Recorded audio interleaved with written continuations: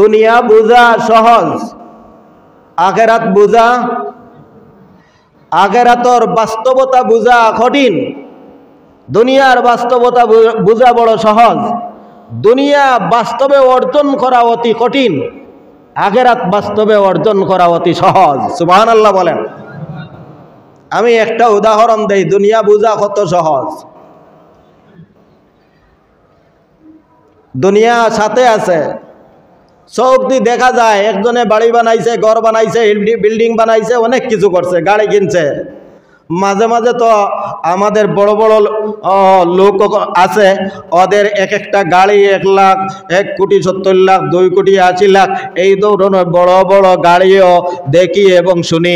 আর মানুষের মুখ থেকেও গল্প শুনি, আর মনে মনে ভাবি যে এই 1.5 কোটি, 2 কোটি, 3 কোটি টাকার গাড়ি চলার পরে পরবর্তী সিদ্ধান্ত তার উপর দুনিয়ার একটা সিদ্ধান্ত চলে আসে যে তুমি ফজরের নামাজ পড়ে অন্তত 1.5 ঘন্টা কুদাল দিয়া কোপাইতে হবে, না শরীরের গাম বের হবে না। এটাই তোমার শাস্তি।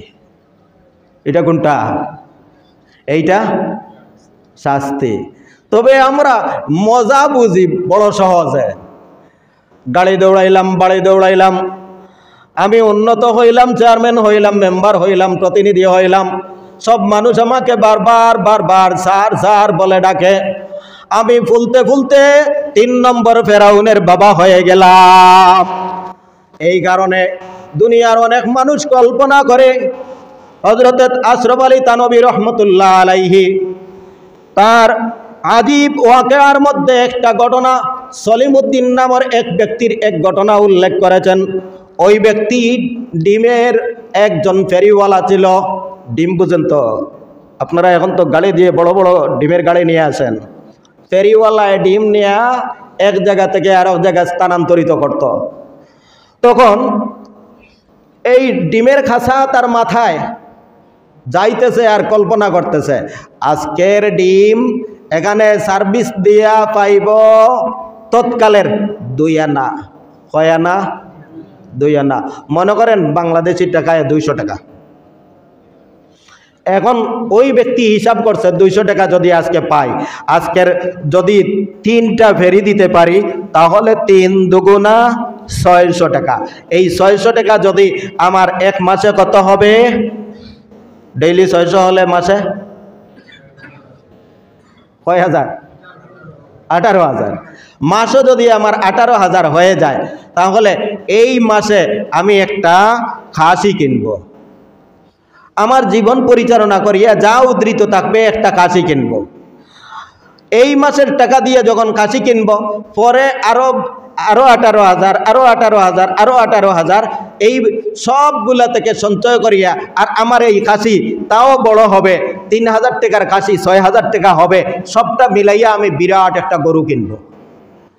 গরু যখন কিনবো, গরুয়ে বাচ্চা দিবে, গাভী কিনবো, বাচ্চা দিবে, অনেক গরু হবে। সেই গরু বিশাল আকারে আমার গরুর এক ফাল হয়ে যাবে। আমি গরুর বিশাল গরুর জাকের এক মালিক হয়ে যাব। তারপরে আমি গুড়া কিনবো।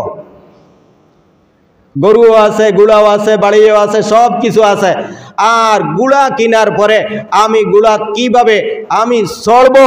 গুড়া চড়তে মোটর সাইকেলের মতো নয়, গুড়া তার নিজস্ব গতিতে মাঝে মধ্যে লাফটাপ দেয়। আর ওই ব্যক্তি মনে করছে যে আমি গুড়া কিভাবে চড়বো, লাগামে এইভাবে ধরবো আর সেইভাবে ধরবো করিয়া, আর গুড়ার কথা মনের মধ্যে কল্পনা আসছে, তার মাথার মধ্যে ডিমের খাঁচা ছিল, তা উল্টিয়া শেষ। সারা ডিমের খাঁচা শেষ। আর 200 টাকা সার্ভিসর ছিল পাইব না, 3,000 টাকা মাঝখানো বর্তকে দিতে হয়েছে। দুনিয়ার কল্পনা করা, দুনিয়া বুঝা অতি সহজ, কিন্তু দুনিয়া বাস্তবে অর্জন করা অতি কঠিন। ও দুনিয়ার মানুষ, তোমার কল্পনা, তোমার বিবেক, তোমার বিজ্ঞান আর তোমার আকল বুদ্ধি খাটাইয়া যদি দুনিয়ার মধ্যে ধনী হওয়া যাইত, তাহলে এই দেশের সবচেয়ে শিক্ষিত যাদের সার্টিফিকেটগুলা বড় একটা বাক্স বানাইয়া, লেদার বানাইয়া এক দেশ থেকে আর এক দেশে নিতে হয়, ওই সমস্ত মানুষেরাও বাদ পায় না।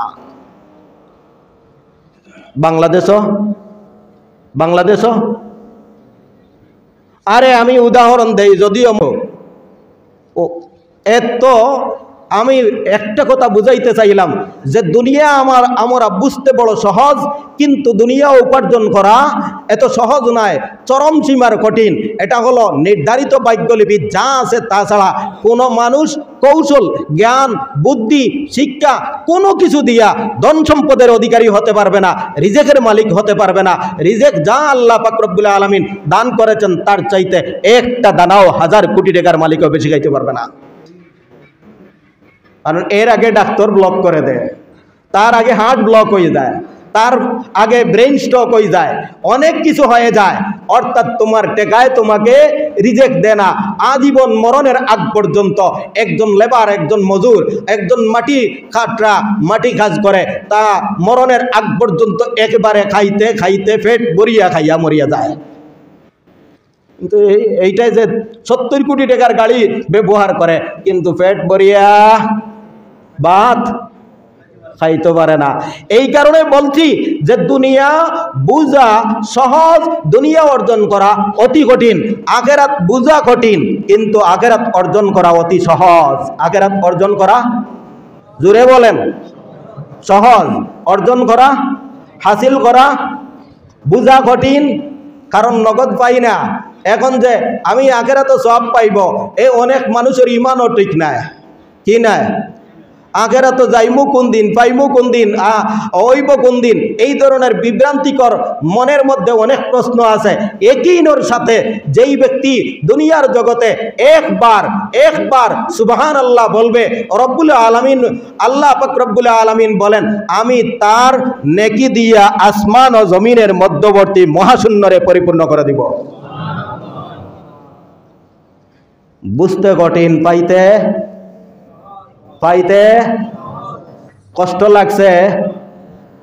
70 কোটি টাকার গাড়ি কিনতে হলে অনেক শ্রমিক পিটাইয়া, অনেক শ্রমিকর হাড় ভাঙ্গা মেহনতের টাকা নিয়ে আমি মালিক হইতাম, তারপরে খাইতাম। কিন্তু সুবহানাল্লাহ একবার বলতে এত 100 বছর আমার পরিশ্রম করা লাগবে না, আত্মসাৎ করা লাগবে না, জুলুম করা লাগবে না, চাপাবাজি করা লাগবে না, দান্দাবাজি করা লাগবে না, সুদ খাওয়া লাগবে না, ঘুষ খাওয়া লাগবে না, হারাম খাওয়া লাগবে না। একবারে নিরেট আল্লাহর ওয়াস্তে একবার বাংলা জবানে, নাপাক জবানেও যদি আল্লাহর বান্দা একবার সুবহানাল্লাহ বলে, আল্লাহর নবী বলেন হাসরের দিনের যে পাল্লা হবে তার এক পাল্লা পরিপূর্ণ হয়ে যায়। আখিরাত বুঝা কঠিন, হাসিল করা মনে রাখবেন তো। আল্লাহর কাছে চাইতে পারি না, চাইলে আল্লাহ দিতে দেরি করেন না। আমি আল্লাহর কাছে চাইতে পারি না, কিন্তু চাইলে আল্লাহ দিতে দেরি করেন না। দুনিয়ার মানুষের কাছে আপনি চাইলে মানুষটা বেজার হয়, এই হুজুরে আমার পিছন ধরছে বারবার, এই মাসের চাল নাই, সেই মাসের ডাইল নাই, আলু নাই, বারবার আসে, বিরক্ত লাগে না? একজন ভিখারিও বালা, হুজুরের কাম নাই।